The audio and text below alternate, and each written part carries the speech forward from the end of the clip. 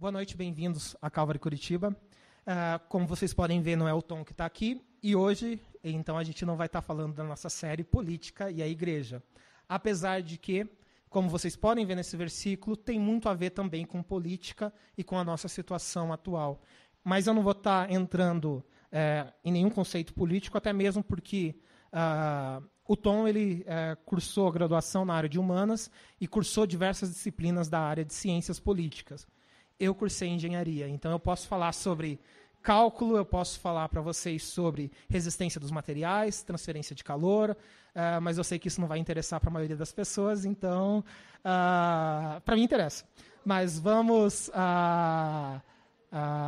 se ater, então, no texto e na palavra.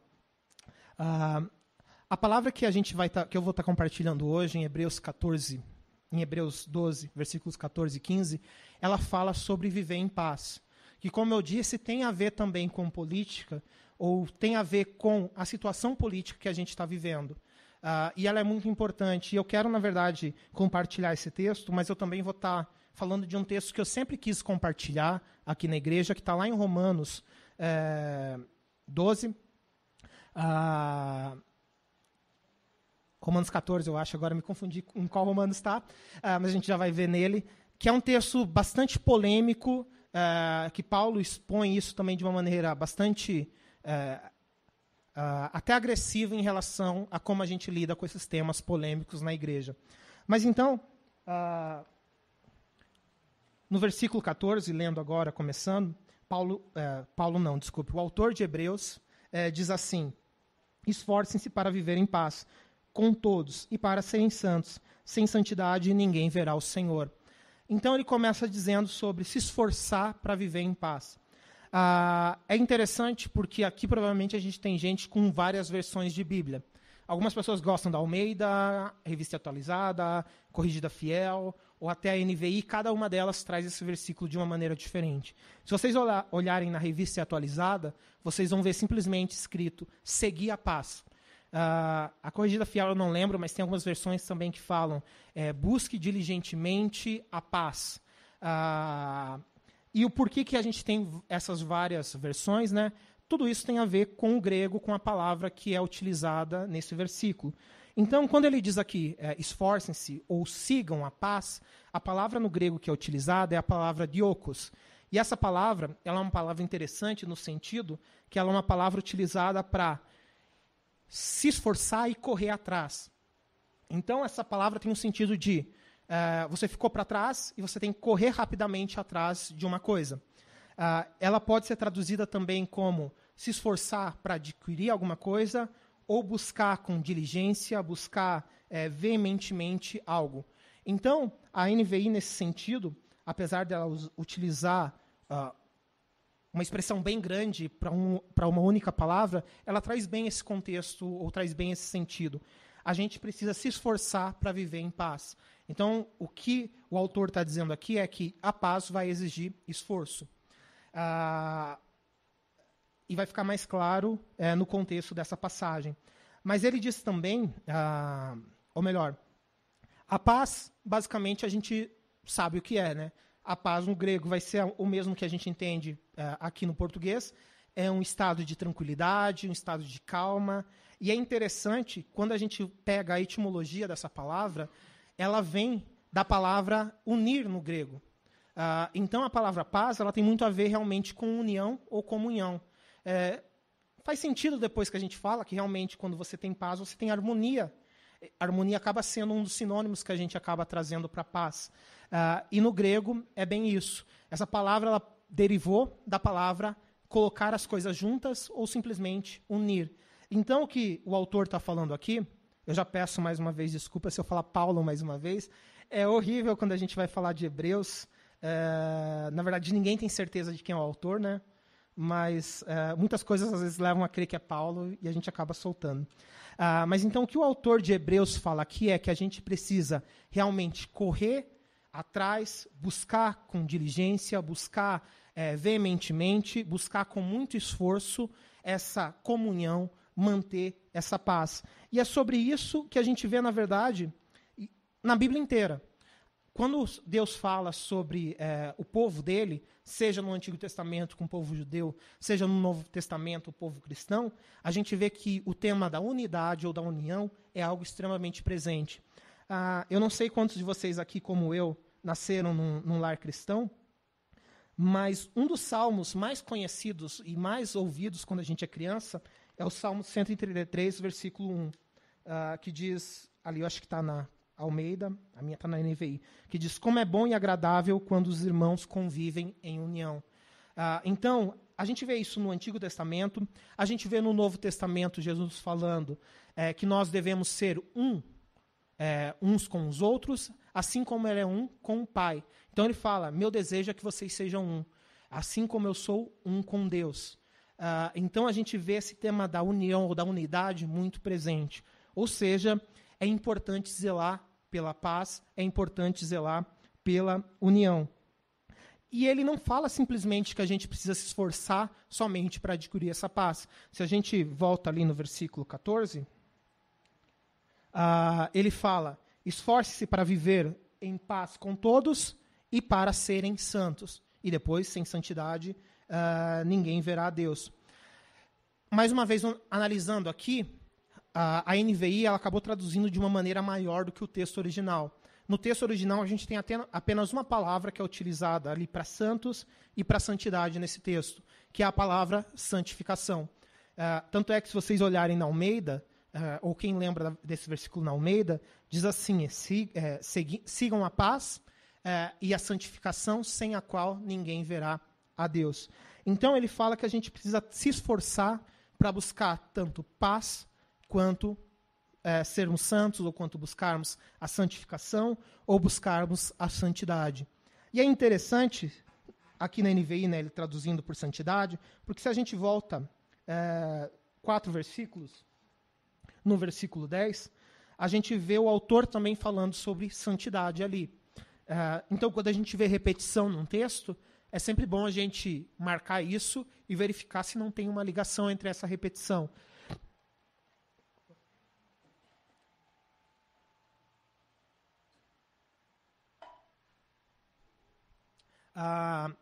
E só dando um contexto do que diz essa passagem. Hebreus 12, logo antes, diz uma passagem bastante conhecida, que é basicamente Deus, o autor de Hebreus, citando uma citação lá de Provérbios, que fala que Deus ele castiga, ele açoita a todos aqueles a quem ele ama. Então a gente vê esse capítulo, nos últimos versículos antes desse, né, falando sobre a importância da disciplina, de como, às vezes, Deus nos disciplina, e essa disciplina, na verdade, é algo bom. Deus nos disciplina para corrigir, para que a gente aprenda. Assim como a disciplina de um pai com a criança é algo bom, você está ensinando para a criança como viver ou preparando essa criança para a vida. Então, a gente está nessa passagem, logo antes ali no versículo, como eu disse, no versículo 5, ele fala sobre esse versículo de que Deus disciplina todos aquele a quem ele ama, e aqui no versículo 10 a gente vê assim, o autor dizendo, nossos pais nos disciplinavam por curto período, segundo lhes parecia melhor, mas Deus nos disciplina para o nosso bem, para que participemos da sua santidade. Então aqui o autor fala que Deus ele usa a disciplina para que a gente possa participar da santidade de Deus. Mas como eu disse, quando a gente vê essa repetição, é bom a gente analisar isso. E, na verdade, a palavra santidade aqui no versículo 10 e a palavra santidade no versículo 14 são duas palavras distintas. Aqui no versículo 10, essa palavra ela significa o estado de ser santo. Então, nada mais óbvio do que essa palavra ser usada para Deus, porque Deus ele é santo. A natureza dele, isso é parte dos atributos de Deus. Deus ele é santo, Deus ele é a santidade.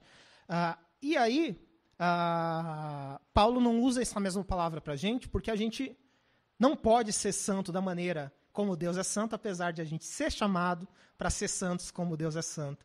Eu sei que essa frase pode ter ficado estranha, mas eu vou convidar vocês a raciocinarem comigo. Deus ele é santo, Deus ele é puro, Deus ele é imaculado, Deus ele é sem pecado. Então, o estado dele é essa pureza, o estado dele é essa santidade. A gente é sim chamado para ser santo como Deus é santo. Inclusive, é dito isso em 1 Pedro 1, versículos 15 a 16. E, na verdade, isso é uma repetição de Levíticos, onde Deus mesmo diz, sejam santos como eu sou santo. Então, Pedro, lá em 1 Pedro 1, versos 15 ao 16, diz assim, mas assim como é santo aquele que os chamou, sejam santos vocês também em tudo o que fizerem, pois está escrito, sejam santos, porque eu sou santo. Então, Deus nos chama a ser santo. Mas, como eu disse, a palavra que é usada ali no versículo 14, quando o autor diz, esforce-se para serem santos, sem santidade ninguém verá a Deus, essa palavra ela seria melhor traduzida realmente como santificação, consagração ou purificação. Porque essa palavra não é o estado de ser santo, mas é o processo de se tornar santo. Então o autor fala, Deus ele é santo, Deus ele o seu estado natural é a santidade, mas a gente precisa se esforçar em buscar essa santidade. A gente precisa se esforçar nesse processo de santificação, de purificação, de buscarmos sermos iguais a Jesus Cristo, a Deus, já que ele diz, sejam santos como eu sou santo. É claro, né, a gente nunca vai ser igual a ele, porque a gente eventualmente vai pecar. Mas a gente tem Jesus Cristo que nos ajuda. E, na verdade, se a gente parar para analisar nesse sentido, como eu disse, a palavra aqui como santidade, ela pode ser traduzida, ou até melhor traduzida, como purificação. E a gente pode traduzir da seguinte maneira, sem purificação, ninguém verá a Deus. E se vocês lembrarem do que Jesus Cristo disse no Sermão da Montanha, nas Bem-aventuranças, em Mateus 5,8, é exatamente o que o autor está falando aqui. Jesus disse em Mateus 5,8, bem-aventurados os puros de coração, porque eles verão a Deus. Então, se santidade tem a ver com essa purificação e sem a qual ninguém verá a Deus, nada mais é do que reforçar o que Jesus mesmo disse a todos os apóstolos. Bem-aventurados os puros de coração, porque eles verão a Deus. Mas como será que é esse ver a Deus, né? A gente sabe que a Bíblia diz que ninguém pode ver a Deus e viver. A gente vê histórias tipo de Moisés, que Moisés teve que ver na fenda da rocha Deus passando de costas, ou Estevão também, que viu as costas. Mas a gente não vê ninguém realmente vendo a Deus como ele é. A gente vê algumas citações no Antigo Testamento que a gente crê sendo Jesus, que falam, eu vi o Senhor, eu vi o anjo do Senhor, que a gente acredita que seja Jesus, que é a manifestação de Deus, é a exata expressão de quem Deus é. Então, Deus foi revelado em Jesus Cristo, Deus se tornou visível em Jesus Cristo, mas a Bíblia ainda diz, bem-aventurados os puros de coração, porque eles verão a Deus, e sem santidade ou sem purificação, ninguém verá a Deus. E é legal quando a gente fala de pureza de coração, que isso também remete ao Salmo 24. Esse salmo, que foi transformado em várias canções, nos versículos 3 e 4, diz assim, quem poderá subir o monte do Senhor? Quem poderá entrar no seu santo lugar? Aquele que tem mãos limpas e o coração puro, que não recorre aos ídolos e que não jura por deuses falsos. Aqui a gente não vê falando de ver a Deus, mas a gente vê falando de quem vai entrar no santo templo de Deus, que é o lugar que Deus habita. Então, se você entra no lugar que Deus habita, é para você ver Deus. E aí fala mais uma vez dos puros de coração. O que a gente sabe de Deus é que o estado natural de Deus é santidade. Deus ele é puro.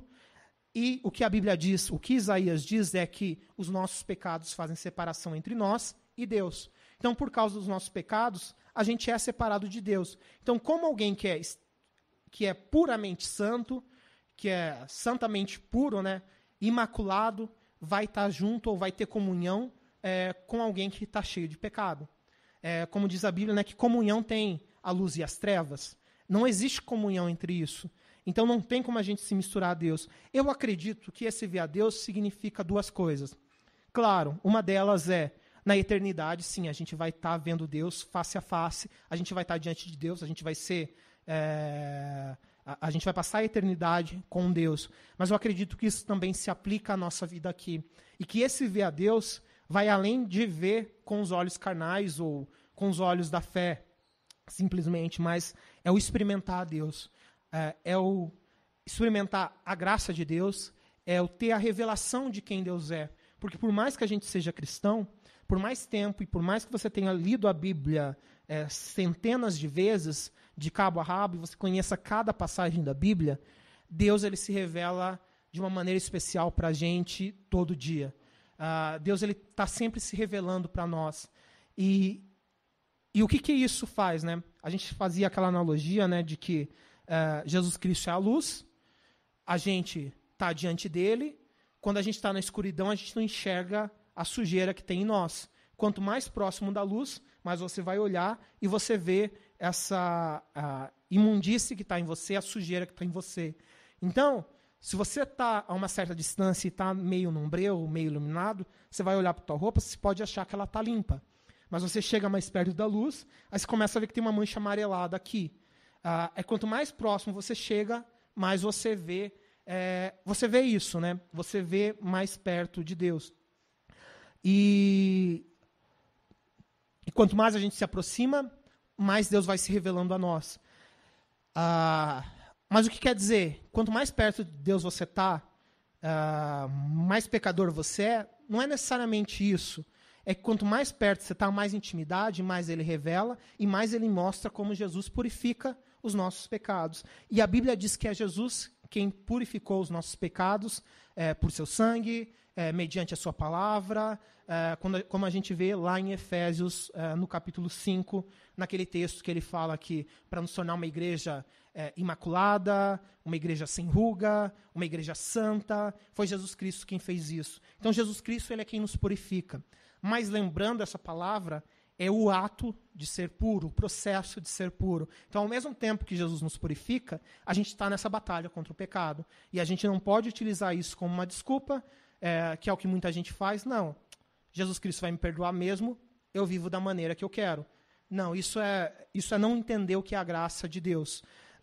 O que a gente tem a gente é pecador, a gente vai pecar eventualmente, Jesus nos perdoa, mas quando Deus olhar para nós, vai ser através da ótica de Jesus, e isso faz com que a gente ainda queira buscar essa santificação, buscar essa consagração, buscar essa purificação. E como o autor de Hebreus diz aqui, né, a gente precisa se esforçar para fazer isso, esforçar para adquirir não só a paz, mas também essa santificação, correr atrás mesmo, buscar com veemência tudo isso, porque sem santidade ninguém verá a Deus. E santidade, obviamente, é muito mais do que uma coisa exterior, do que algo aparente. Eu lembro que há uns 10 anos ou 15 anos atrás, é estranho falar isso, mostra como a gente é velho, mas há uns 15 anos atrás virou uma moda, uma correntinha de santidade, que estava escrito em hebraico nas igrejas, santidade, que era para lembrar esse versículo também, né? Sem santidade ninguém verá a Deus. E virou uma moda entre tudo isso. E os adolescentes andavam com isso. Mas é muito mais do que você andar com símbolo escrito santidade, é você realmente buscar esse processo, é você estar dia a dia andando com o Espírito, lutando contra o pecado, resistindo ao diabo, como diz a palavra. É uma batalha que vai seguir isso. Não tem a ver com a maneira como a gente se veste, não tem a ver se a gente tem tatuagem ou não, não tem a ver com a aparência exterior. A santidade ela tem a ver com o nosso coração e com aquilo que Deus diz para nós, né? Mas seguindo,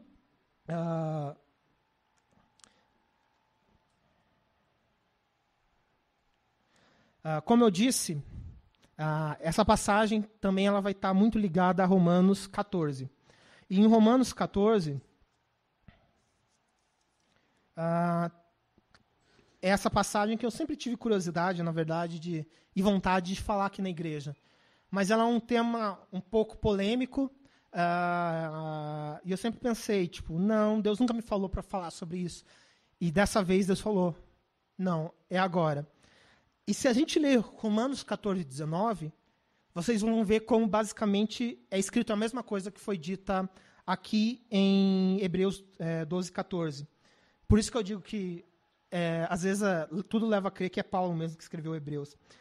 Mas Romanos 14:19 diz assim: por isso, esforcemo-nos em promover tudo quanto conduz à paz e à edificação mútua. Essa palavra esforcemo-nos aqui é exatamente a palavra diokos, que foi utilizada anteriormente e novamente para manter a paz. Ou seja, paz é algo que requer esforço. Vai ser algo que requer muito da gente. E por que Paulo, agora sim, aqui em Romanos, está falando sobre isso? Esforcemo-nos em manter a paz, em manter tudo aquilo que conduz à paz e à edificação mútua. O que é o tema dessa passagem? Se a gente voltar ali no versículo 1, olha o que a gente vê Paulo falando. Aceitem o que é fraco na fé, sem discutir assuntos controvertidos. Resumindo, recebam a pessoa mais nova ou mais fraca na fé, sem entrar em assuntos polêmicos. E o que são esses assuntos polêmicos? Tem coisas que a Bíblia é clara. A Bíblia é clara sobre um bando de coisas. Ela diz, isso é pecado, você não deve fazer isso. E isso é inegociável. Quando a Bíblia diz que algo é errado, a gente não deve fazer, mesmo que o mundo diga que é certo. A Bíblia diz que fornicação, sexo antes do casamento, é pecado. Então a gente não deve fazer isso porque a Bíblia diz isso. A Bíblia diz que mentira é pecado. Para o mundo, é normal você, alguém ligar em casa e alguém falar, diga que eu não estou aí. Isso é mentira, isso é pecado. Pode ser normal para o mundo, mas a Bíblia diz que isso é errado. Mas tem um bando de coisas que a Bíblia não é clara sobre isso. E uma delas, o que é? Política. Em vários pontos políticos, como o Tom ensinou nas últimas semanas sobre política e sobre esquerda e direita, em vários pontos a Bíblia não é clara. Você pode ter a sua convicção em vários pontos, mas a Bíblia te dá abertura. É mais ou menos como entrar em discussões que não dão em nada, como calvinismo e arminianismo. A Bíblia dá base teórica para ambas as situações. Você pode crer em um ponto porque você acredita naquilo, mas a Bíblia vai te dar base para você defender as duas coisas. Qual é o ponto de você entrar em um assunto polêmico? O que isso vai trazer? Com certeza não vai trazer paz. E como diz aqui, recebam aquele que é fraco na fé, ou aceitem aquele que é fraco na fé, sem entrar em temas polêmicos, em assuntos controversos. O que é esse fraco na fé? Paulo ele dá um exemplo aqui em Romanos 14 sobre esse fraco na fé. Logo depois, nos versículos 2 e 3, ele dá um exemplo de comida. Ele diz, se alguém que é fraco na fé come legumes e quer que a outra pessoa não coma carne, ele não pode fazer isso. Isso é algo que ele tem com ele, é algo que ele decide. Resumindo, o que é isso? Aqui Paulo está falando de legalismo. Para a gente, basicamente não tem importância nenhuma hoje para a gente sobre o que eles estavam discutindo aqui, sobre comer vegetais ou comer carne, a menos para os bacon lovers que a gente tem aqui na igreja, né? Mas não é um tema realmente polêmico se eu posso comer carne ou não comer carne para a gente. Mas para a gente ver que não é esse o tema da passagem, que isso é só um exemplo que Paulo usa, nos versículos 5 e 6, sem mais nem menos ele muda o assunto e ele começa a falar, tem quem considere um dia sagrado e tem quem considere outro dia sagrado. Quem está certo? Ele fala, basicamente, ambos são certos. Se você considera que guardar o sábado, que guardar a segunda, que festejar Natal é alguma coisa sagrada, beleza, faça isso. Se você acha que não é, não faça isso. O que ele diz é, só não julguem um ao outro. Porque a consciência de cada um é que vai levar ela a pecar ou não. Isso é um ponto interessante que está nessa passagem. Ela fala sobre a importância da nossa consciência e com aquilo que a gente crê. Às vezes, tem coisas que a gente ouviu a vida inteira que era pecado. Então, por exemplo, quem, como eu, nasceu num lar cristão, a gente ouve coisas como tomar bebida alcoólica é um pecado gravíssimo. Você não pode tomar bebida alcoólica e ir para o céu. E aí você vai ouvindo isso desde criança. E aí a pessoa cresce e ela nunca quer tomar bebida alcoólica porque ela acredita naquilo. A Bíblia, o que Paulo basicamente diz aqui é que não tem problema em comer ou beber. Só que se você se condena, se você acha que é errado tomar essa bebida, não tome. Porque aí você vai estar pecando por causa que a tua consciência vai estar acusando você mesmo. E aqui ele vai seguindo nesse texto, até os versículos 10 e 12, que nesses versículos ele diz exatamente essa questão. Só um pouquinho antes, né? Como eu disse, para a gente não é muito importante esse tema. Para eles era importante, por quê? Porque a gente estava numa época que os judeus estavam se tornando cristãos. Então a gente tinha judeus se tornando cristãos, e o que acontece com os judeus? Eles não podem comer comida sacrificada a ídolos, eles não podem comer comida com sangue, eles não podem... Basicamente, eles só comem a comida kosher, eu não sei como pronuncia exatamente isso em português, mas eles só comem a comida kosher. Então não pode misturar o leite da vaca com a carne da vaca, e tem um bando de regras. E aí o que eles faziam? Para eu não cometer um pecado assim e perder a minha salvação, eu vou comer apenas vegetais. Ou seja, era um legalismo que Paulo estava combatendo, e não era nada a ver com ser vegetariano ou resolver comer só comida. É porque esses que comiam carne estavam querendo forçar a quem não comesse carne a comer, como a gente tem um bando de religião que quer forçar as suas regras a outras religiões. E também ele estava falando, mas também tomem cuidado de você que sabe que isso não é errado, de não causar uma ferida ou não levar essa outra pessoa a pecar. Como? Como eu disse, a nossa consciência ela pode nos levar a pecar. Tem uma pessoa que para ela a vida inteira, beber foi pecado, então eu nunca tomei uma gota d'água, de álcool. E aí chega para essa pessoa, alguém fala, não, você pode beber, isso não tem nenhum problema, beba, coloca o copo ali e força a pessoa a beber aquilo. Quando a pessoa tomar, ela vai se sentir mal porque ela está fazendo aquilo. E nesse sentir mal é o que Paulo diz, a nossa consciência está acusando a gente e está levando a gente a pecar. Então, esse era o contexto. Resumindo, Paulo está discutindo sobre temas polêmicos, não sobre comida ou sobre dias santos ou não dias santos. Temas polêmicos que são temas que não estão escritos claramente na Bíblia, o que se deve fazer. E aí nos versículos 10 e 12, Paulo diz assim, por essa razão... Opa, esse é o 9. Paulo diz assim... É muito difícil ler nessa luz mesmo. Portanto, você, por que julga seu irmão? E por que despreza seu irmão? Pois todos compareceremos diante do tribunal de Deus. Assim, cada um de nós prestará contas de si mesmo a Deus. Basicamente, Paulo diz, cuide cada um da sua vida. Paulo, em outra passagem, diz, cuide cada um dos interesses dos outros também. Mas ele não fala, regule a vida do outro. Paulo diz, toma cuidado. Se a pessoa realmente acredita que aquilo é bom para ela e aquilo não agride a fé, não é contra a Bíblia, deixa ela crer nisso. Não seja o legalista que vai julgar aquela pessoa, que vai julgar o seu irmão na fé, que ele está falando de um irmão em Cristo, que vai falar, como assim? Como você vai naquele show daquela dupla sertaneja, como você vai naquele show daquela banda de rock, como você vai nisso? Isso não é música santa, isso é música secular. Um cristão não pode ouvir música secular. Mais uma vez, né? Onde está escrito isso daqui na Bíblia? Aí as pessoas julgam e começam a colocar pesos ou pedra de tropeços nas pessoas. Mais uma vez, voltando a quem nasceu num lar cristão, provavelmente já lidou com uma situação dessa. Muitos adolescentes que simplesmente deixam a igreja, por quê? Porque ele quer fazer uma tatuagem, mas tatuagem é do diabo. Porque ele quer ouvir música da banda de rock preferida dele, mas rock é do diabo. Porque ele quer sair e ir num show, mas isso não pode porque crente só tem que ficar em casa, lendo a Bíblia e orando. Então as pessoas criam tanta restrição, criam tantas regras e esquecem que a salvação é pela graça e não por obras. Regras nada mais são do que obras. Então as pessoas criam, a salvação é pela graça, mas você precisa fazer isso, você precisa se vestir assim, você não pode ouvir esse tipo de música, você não pode assistir um filme de terror, você não pode fazer isso. Aí o adolescente, que é questionador, simplesmente ouve, não pode, é errado, Cristo não deixa, você vai para o inferno se fazer isso. Ele acaba saindo, indo para o mundo, porque o mundo vai falar, você pode fazer tudo isso?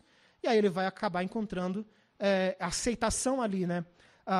E o que aconteceu? O legalismo se tornou uma pedra de tropeço. Claro, mais uma vez, legalismo não tem a ver com aquilo que a Bíblia diz que é errado. Se a pessoa está em pecado, o nosso dever é exortar, corrigir e repreender.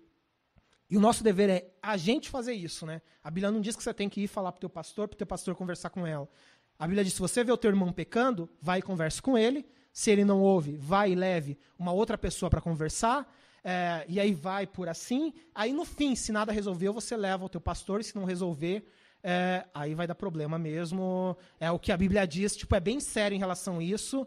A Bíblia diz para a pessoa ser separada do corpo de Cristo, que é algo pesado. É o que as pessoas pensam, como alguém pode fazer isso hoje? Mas é o que a Bíblia diz.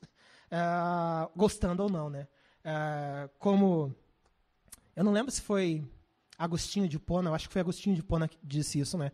Se você só gosta daquilo que te convém na Bíblia, não é da Bíblia que você gosta, é de você mesmo.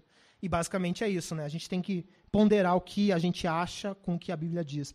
Então, Paulo diz primeiramente, por que você julga o teu irmão? Cuidado, não seja legalista e ficar julgando aquilo que ele faz, que não tem nenhum problema para a fé dele, porque isso pode gerar uma pedra de tropeço. Mas ele também fala, e por que você despreza o teu irmão? Isso, aparentemente, parece que é o outro lado da ponta. Porque aqui vai falando, esse é o fraco na fé, é a pessoa nova, é o cristão novo, é alguém que não tem muito conhecimento da Bíblia, é alguém que teve uma doutrinação errada, e vai nisso. Mas quem que menospreza? Normalmente quem menospreza é quem se acha que sabe mais, é quem acha, não, eu conheço, eu tenho entendimento da graça e eu sei que isso não é um problema. Mas cuidado da maneira como você fala com teu irmão. Porque aquilo pode não ser pecado, mas aquilo pode ofender o seu irmão. Então, se você quer conversar, não há problemas em conversar, mas cuidado da maneira, não menospreze o que o teu irmão em Cristo pensa. E isso, como eu disse, encaixa bem no que a gente está vivendo hoje. Se o teu irmão tem um lado mais para a esquerda, tem um lado mais para a direita, tem um lado para o centro, se ele é anarquista, se ele é monarquista, cuidado. Você pode ter as suas convicções daquilo que é certo ou daquilo que é errado. Você pode ter as suas convicções, mas se não está claramente expresso na Bíblia o que você vai falar para ele, pensa bem se vale a pena falar. Pensa bem se vale a pena você jogar isso e criar esse grande problema. Principalmente, né, como diz aqui, com quem é mais fraco na fé. Às vezes, a pessoa já tem uma maior caminhada, então ela vai e consegue, acaba compreendendo. Então, tem gente que gosta de debater, mas geralmente política não é muito o caso, não. E ele diz mais uma vez no versículo 13, agora sim, portanto, deixemos de julgar uns aos outros, em vez disso, façamos o propósito de não colocar pedra de tropeço ou obstáculo no caminho do seu irmão. Então, como eu disse, é um negócio polêmico e Paulo vai indo cada vez mais na ferida. Ele vai abrindo a ferida e cutucando ali para confrontar mesmo o povo romano e, basicamente, confrontar a gente. Ele não diz apenas, cuidado, evite assuntos polêmicos. Ele diz ali, façamos o propósito de não colocar uma pedra de tropeço. E o que essa pedra de tropeço pode ser? Pode ser tanto aquele legalismo que alguém coloca e enfraquece a fé da pessoa e faz a pessoa querer se afastar de Jesus, ou pode ser aquele sabichonismo, né, da pessoa, ou até mesmo aquela permissividade, que a graça já nem é mais graça, virou uma libertinagem, uma permissividade que o outro lado acaba trazendo. Não, você pode viver da maneira que você quiser, não tem nenhum problema, e você vai falando isso para todo mundo. Fala isso para alguém que tem problema com drogas. Fala isso para alguém que tem problema com bebida. Não tem problema beber, você pode beber. A pessoa está lá no Alcoólicos Anônimos, está batalhando, aí chega e ouve isso. E Paulo acaba, na verdade, indo muito mais a fundo nisso. Ele diz nos versículos 19, mais uma vez, ao 21, assim, por isso esforcemo-nos em promover tudo quanto conduz à paz e à edificação mútua. Não destrua a obra de Deus por causa de comida. Entenda-se comida, né? Polêmica, que é o assunto que ele está falando. Todo alimento é puro, mas é errado comer qualquer coisa que faça os outros tropeçarem. É melhor não comer carne nem beber vinho, nem fazer qualquer outra coisa que leve seu irmão a cair. Então, como eu falei, Paulo vai cutucando a ferida e ele fala, se isso que você faz pode levar o teu irmão a pecar, é melhor você nem fazer. Se comer isso ou beber aquilo, para o teu irmão isso é agressivo, não faça isso na frente dele, porque isso pode levar ele a pecar. Isso pode ser uma pedra de tropeço. E como eu disse, usando esse exemplo de bebida, alguém que tem problema com drogas ou com bebida, aí você sai e vai num barzinho com essa pessoa. Não tem nenhum problema, se você quiser lá, você pode falar, não, você toma até um refrigerante aqui, mas você vai estar induzindo a pessoa naquele lugar e pode fazer aquela pessoa tropeçar. E a Bíblia fala que a gente vai prestar contas dessas situações diante de Deus. E aqui diz que cada um de nós vai aparecer diante de Deus no tribunal. E tá certo, a gente tem a graça e tudo mais, mas lembrem, né? Horrenda coisa é cair na mão do Deus vivo. Então, a gente tem que temer a Deus, sim. E a gente tem que cuidar muito com isso. Mas como eu disse aqui, não está falando que é errado você falar sobre assuntos polêmicos, não está falando que é errado você debater sobre política, não tem nenhum problema em fazer isso. Se alguém te pergunta a tua opinião, não tem nenhum problema em você expressar a tua opinião sobre isso. A questão é, cuidado com a maneira que você faz isso. Pense, isso edifica ou não? Aí você fala, tá, mas de onde vem isso, edifica ou não? Verso 19. Paulo diz que a gente tem que buscar, se esforçar diligentemente para manter tudo que conduz à paz e à edificação mútua. E qual é o objetivo da gente ser igreja? Jesus Cristo, Paulo, na verdade, disse, né, lá em Efésios 4, que o objetivo da gente ter diferentes dons, de um ser evangelista, de um ser ter dom de ensino, de um ser mestre, pastores. Ali fala de dons ministeriais, mas a gente pode incluir os demais dons ali, é que cada um de nós use os nossos dons e edifique uns aos outros em amor, até que a gente alcance a estatura do varão perfeito, até que a gente alcance Jesus Cristo. Então, o que ele diz basicamente é, cada um tem dons diferentes, Deus não fez ninguém com todos os dons, você vai precisar do outro, porque um tem dom de ensino, outro tem dom de palavra de conhecimento, outro tem dom que seja de serviço, e cada coisa vai se complementando uns aos outros, e aí o que acontece? Não fica nem sobrecarregado por uma pessoa, né? Imagina se o Tom tivesse que fazer tudo isso. Se o Tom tivesse que cumprir todos esses papéis de dons. Ele acaba fazendo tudo isso, mas ele não vai fazer da melhor maneira. A gente tem evangelistas aqui, a gente tem pessoas com dons de ensino aqui, pessoas incríveis com dons de ensino aqui. Então, cada um usa o seu dom, e assim a gente edifica mutuamente, se edifica mutuamente. Então, não é errado a gente debater, não é errado a gente discutir nem sobre isso em si, seja uma discussão saudável. A questão é, vamos evitar se aquilo é algo pesado para a pessoa. E geralmente a gente sabe para quem aquele tema é pesado. E geralmente, quando a gente faz de maldade, a gente faz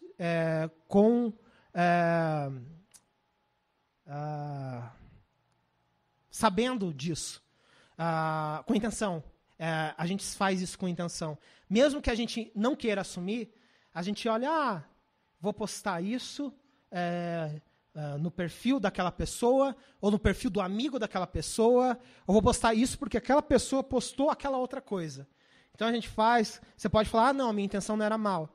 A tua intenção, você pode achar que não era mal, mas a tua intenção era confrontar o que a outra pessoa diz. Então vamos cuidar com isso, porque é importante esforçar-se em manter a paz. Paulo diz que se o que a gente faz pode levar o nosso irmão a pecar, é melhor a gente não fazer. Então, é aquela coisa, pense antes de falar, pense antes de discutir, principalmente com as pessoas que são mais novas na fé, ou as pessoas até mesmo que são menos maduras. Às vezes tem pessoas que são imaturas, sim, e aí elas não sabem lidar com certos tipos de argumento, até porque se a gente para lidar com a geração Y, ela é uma geração bem diferente da minha geração. Então, o tipo de conversa é diferente, eles são mais engajados socialmente, principalmente através de mídia social. Então, a gente tem que cuidar com isso. A gente tem que cuidar para não se tornar essa pedra de tropeço na vida das outras pessoas. Porque, por motivos polêmicos, muitas pessoas já abandonaram a fé delas. Eu lembro de pessoas que saíram aqui da Calvary na época da eleição da Dilma. A primeira eleição dela ainda, isso foi em 2011, se eu não me engano. 2011 foi ano de eleição, não. 2010, em ano de eleição.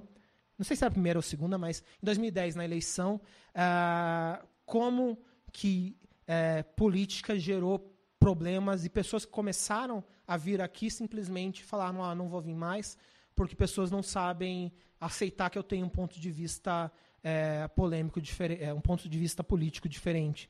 E aí o que acontece? Às vezes a gente pensa, não, isso não é problema, ou o que eu faço simplesmente é deixar de ser amigo dessa pessoa na rede social, e ok, a gente acaba de discutir. Para você, isso pode acontecer. Para os líderes da igreja, isso não acaba. As pessoas vão vir nos líderes da igreja e isso vai gerar ainda mais problemas. Então, até pensando no seu pastor e pensando no tom, cuidado com isso. Às vezes, o que você faz, você pode não ligar de ter brigado com aquela pessoa para você, não converso mesmo, não fez isso. Mas isso pode gerar uma confusão maior para a liderança e para as outras pessoas da igreja. Então, pense muito bem. Por isso que a Bíblia diz que é um esforço manter a paz. Paulo não diz simplesmente, aqui em Romanos, tenta manter a paz.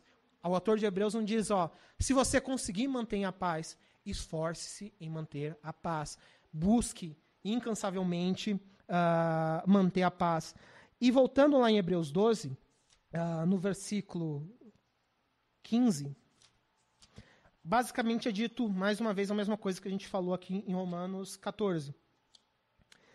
No versículo 15 ele diz assim, cuidem que ninguém se exclua da graça de Deus e que nenhuma raiz de amargura brote e cause perturbação, contaminando muitos.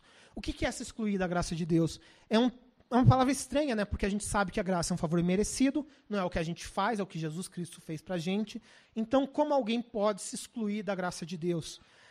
Essa palavra, esse excluir, ela pode ser traduzida também para que ninguém fique para trás da graça de Deus, ou para que ninguém fale ou deixe a graça de Deus. Basicamente, o que ele está dizendo aqui é, cuide para que, se a gente não mantém a paz, como ele disse ali no versículo 14, se a gente não se esforça para viver em paz e para buscar a santificação, isso pode gerar problemas, pode fazer pessoas se afastarem inicialmente da comunhão com a igreja. Pode ser que elas vão para outra igreja, mas geralmente acontece, elas se afastam, acham que a igreja é um lugar de hipócritas. Aí a gente tem uma moda de um grupo dizendo hoje em dia, não, a gente não precisa ter igreja, a gente pode ser cristão independentemente de ter essa comunhão num grupo ali de pessoas. Então a gente pode simplesmente se reunir com 2 ou 3 pessoas e aqui a gente já é igreja. Duvido que nessas 2 ou 3 pessoas tenham todos os dons espirituais ali para que elas se edifiquem umas às outras. Duvido. Se numa igreja grande, às vezes, já é difícil encontrar determinados dons, em 3 pessoas não vai acontecer isso. A menos que Deus seja muito gracioso com aquelas 3 pessoas, mas geralmente pela atitude dela, Deus não vai ser gracioso não, porque elas estão com a atitude errada. Então, a gente tem que cuidar. E é interessante, porque o William Barclay, ele pega um ponto bem interessante do que diz aqui nessa passagem. Essa palavra, como eu disse, ela pode ser traduzida como ficar para trás, e ela era utilizada na pessoa que fica para trás numa maratona. Então, ou seja, o retardatário que ficou ali para trás numa maratona. E aí o que o William Barclay diz, que eu achei realmente interessante, o que a gente pode ver também é a graça de Deus como algo que vai se movendo. Ela vai se movendo do nosso passado para o nosso futuro. Às vezes a gente fica se atendo ao nosso passado, a coisas que aconteceram, mas a graça de Deus já passou por ali, já varreu tudo aquilo ali, e ela segue continuando perdoando os nossos pecados presentes e futuro. Então a gente tem que cuidar disso. E se você não combina, não concorda com alguma coisa que a pessoa acha, você vê que a pessoa é aberta a conversar, converse. Você vê que não converse, que não converse, você pode orar. Se você crê veementemente que, segundo a Bíblia, o que ela faz é errado, mas você não tem uma base forte para isso, ore. Ore e peça para Deus te revelar alguma maneira. Não tente ser um mini Espírito Santo. O que é ser um mini Espírito Santo? Quem a Bíblia diz que convence da verdade, do pecado, da justiça e do juízo? A Bíblia diz que é o Espírito Santo. Não é você. Não é a gente que tem que ficar apontando na pessoa ali na rua, pecador, você está indo para o inferno. Não vai ser assim, que você apontando o dedo na cara da pessoa que você vai convencer. Deus já usou pessoas assim, mas não é assim que faz. Como o Tom disse, João Batista já veio. E Deus não criou novos João Batistas para hoje em dia. Você pode falar, o nosso foco é, lembre do Evangelho. Nós somos pecadores, Jesus Cristo morreu por nós, Jesus Cristo perdoou os nossos pecados. Depois que você tiver a liberdade, você tem a liberdade para falar sobre o pecado, sim, da pessoa. Mas vá sempre com Jesus e a graça de Jesus em primeiro lugar. Não tente apontar, se homossexual é pecado, você vai para o inferno porque você faz isso. Jesus diz, vem da maneira que você está. Jesus disse que ele veio pelos doentes. Jesus ele não quer que alguém se transforme e venha perfeito aqui. Porque ele disse, eu não vim pelos sãos, eu vim pelos doentes. Eu vim por aqueles que precisam. E a gente tem que ter muita noção disso. A gente tem que estar muito claro disso. Então Paulo diz aqui, o autor de Hebreus agora, diz aqui, cuidem de que ninguém se exclua da graça de Deus e que nenhuma raiz de amargura brote e cause perturbação contaminando a outros. A amargura é um problema. E geralmente, o que faz essas discussões, ou o que gera, o que motiva essas discussões, o que movimenta e continua alimentando é a amargura. Ela acaba sendo combustível. Porque pessoas vão ficando bravas umas com as outras, e basicamente, eu disse isso de manhã, isso daqui é basicamente como um debate político. Quem sempre é o vencedor do debate político? Quem é o vencedor de um debate político é tipo quem é o vencedor de gincanas nas igrejas. Todo mundo vence. Porque todo mundo sai, assim, o candidato A faz uma pergunta para o candidato B xinga candidato A faz a tréplica xingando e dizendo como o partido do candidato B é ruim, e aí no final ninguém responde a pergunta que foi feita, e aí no final todo mundo se declara como vencedor do debate. E aí o que acontece? Uma hora depois, está nas redes sociais o vídeo dos debates, aí as mesmas pessoas postam o mesmo vídeo, e aí o vídeo tem duas pessoas falando, e aí quem é a favor do candidato A diz que o candidato A claramente ganhou, quem é a favor do candidato B diz que o candidato B claramente ganhou. E é assim, ou seja, rede social, um vai discutir, o outro vai ali alimentar, os dois vão brigar, os dois vão xingar uns aos outros e vão achar que saíram ganhadores e param de falar uns com os outros. Na verdade, no debate político, depois todo mundo se junta, porque todo mundo é amigo ali no final. Durante as eleições, não. Depois tem que fazer coligação, todo mundo se junta ali. Mas é isso. E gincana bíblica era assim que era a minha frustração quando criança. Por que eu tinha que me esforçar para algo que iam dar prêmio para todo mundo? Para mim, a gente tem que ensinar a criança a perder também. É parte da vida. Eu sempre fiz isso com os meus sobrinhos. Eu sempre joguei jogos de tabuleiro com eles de igual para igual. Quando eles conseguiram ganhar, as poucas vezes, né, foi por mérito e esforço deles. E eu realmente até premiava eles por isso. Mas era isso. E aí o que acontece? Todo mundo se acha. Ou seja, a discussão não leva em nada, pessoas brigam, amizades são desfeitas, e isso o que faz é não promover a paz, é promover exatamente o oposto, né? Como eu disse, a raiz de paz é a palavra airos, unir no grego. O que a gente vai fazer é separar. Então, não seja a pessoa que vai causar dissensão, a pessoa que vai causar discórdia, a pessoa que vai levar essa raiz de amargura. E cuidado, porque hoje a gente vive uma geração de pessoas amarguradas. Pessoas que, por causa de alguma discriminação que tiveram, descontam isso em outras pessoas. E eu estou dizendo isso não do mundo, eu estou dizendo isso de cristão. E cristão e amargura não combina, sério. Se tem uma coisa que Jesus não é amargo. Jesus não é amargo. E se a gente tem Jesus em nós, não é isso que a gente vai expelir. Então, a amargura com o cristianismo não combina. Cuidado com isso. Cuidado em pegar toda a tua raiva por causa de uma situação que você viveu e jogar isso. E cuidado de fazer isso em rede social. A gente vê cristão apoiando uma pessoa ser queimada viva. Tem que queimar essa pessoa viva mesmo. Isso é um absurdo. A gente vê cristão falando, tem que morrer mesmo. Isso é um absurdo. A gente não é a gente que decide quem vive e quem morre, quem decide é Deus. A gente não é mini Espírito Santo, a gente não é mini Deus para tomar o lugar dele. Então vamos tomar cuidado com isso. Tem coisas que a lei nossa tem poder de fazer, então deixe que a lei faça.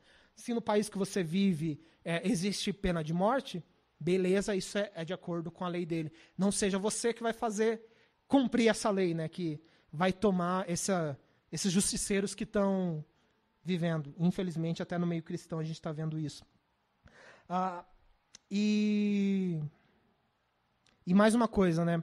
Ainda mais hoje, o que eu vejo muita gente compartilhando, sério, e eu vou falar, não façam isso, gente, para de fazer postagens do tipo, se você é meu amigo e sente ofendido por causa das minhas postagens políticas, eu fico feliz de perder a sua amizade, você é falso, ou não faz falta a sua amizade, desfaça amizade comigo. Isso não é promover paz de jeito nenhum. E aqui eu estou dizendo, não como para fracos na fé, eu estou dizendo, isso é errado, não faça isso. Gente, a Bíblia diz, façam o esforço de promover tudo quanto conduz à paz. E isso de maneira alguma vai conduzir à paz. E eu estou dizendo isso para meio cristão. Eu não estou falando fora ali, eu estou falando para a gente que é cristão. Vamos unir. Porque muitas vezes o que o mundo diz, e muito bem dito, eu não quero ser cristão ou ser de uma igreja evangélica, porque o povo não gosta um dos outros. Tipo, eles só vinham falando um mal dos outros, igreja atacando igreja, todo mundo criticando uns aos outros. Eu não estou dizendo a gente como corpo Calvary Curitiba, estou dizendo a gente como corpo de Cristo. Vamos cuidar com isso, porque isso não vai nos levar a lugar nenhum, isso vai causar discussão, isso vai causar separação, isso não vai promover a paz, e a gente vai prestar contas diante de Deus disso. E, como eu disse, você vai trazer problemas também para a gente, que é a liderança da igreja. E se você tem problema, tipo, mas eu vi isso, a pessoa postou, não, meu sangue subiu, meu lado colérico está aqui no alto, vou deixar meu lado melancólico, fleumático para lá e vou escrever sobre isso. Cuidado. A Bíblia diz que a gente tem que tomar muito cuidado, ser tardio em irar. Cuidado com isso, cuidado da maneira que responder. Se você é explosivo, se você é alguém que acha, não, eu preciso falar, ora e pede para Deus te ajudar. A Bíblia diz que Jesus Cristo é quem nos purifica, a Bíblia diz que Jesus Cristo é quem nos transforma de glória em glória, nos fazendo semelhante a Ele, né, como uma imagem no espelho. Então vai ser Ele que fez. E se a gente está nesse processo de santificação, de purificação, Ele vai nos ajudar nisso. Então, Ele é santo, Ele é puro e Ele pode nos ajudar nisso. Então, o que a gente pode fazer é, vamos confiar em Deus. Ele vai nos ajudar nessa situação. O Salmo 118, verso 8, diz algo muito pertinente, né, que diz é melhor buscar refúgio no Senhor do que confiar nos homens. Então, é melhor a gente confiar em Deus do que confiar nos homens. E aqui eu não estou falando em relação a candidatos políticos. Eu estou dizendo, se você precisa de ajuda, alguém, ora para Jesus mesmo, para Ele te controlar nessa situação. Se você sente essa necessidade, ora e fala, Espírito Santo, isso edifica ou não? Isso vai trazer edificação mútua? Eu posso fazer isso? Não. Você pode falar, não, mas isso esqueci aquela palavra que está na moda agora, de restrição que a mídia faz. Censura. Tipo, Deus é o seu Senhor, Ele pode censurar naquilo que você quiser. No momento que você entrega a tua vida para Jesus, você pode ser amigo de Jesus ainda, mas Ele ainda continua sendo seu Senhor e você é servo dele. Ele pode falar, não faça isso. E a gente precisa obedecer a Jesus Cristo. Então, era isso que eu queria falar. Como eu disse, não é exatamente política, mas tem muito a ver com política. E vamos orar. E agora, enquanto a gente tem a nossa ceia, medita nisso. Principalmente nessa última semana, que vai ser uma semana mais eufórica. E se você não consegue controlar, afasta das redes sociais. Fecha teu Facebook. Qual é a necessidade que a gente tem de ficar com o Facebook aberto durante essa semana?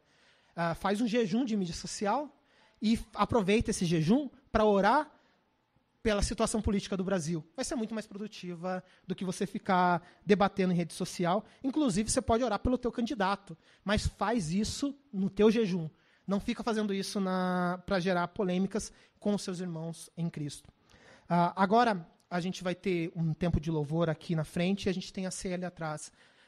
Antes de tomarem a ceia, orem sondem o coração, como diz a Bíblia lá em 1 Coríntios, examine-se o homem, pois a si mesmo. Então vamos examinar o nosso coração. E aí vocês podem, no momento que vocês estiverem, tá ali atrás, vocês podem tomar a ceia.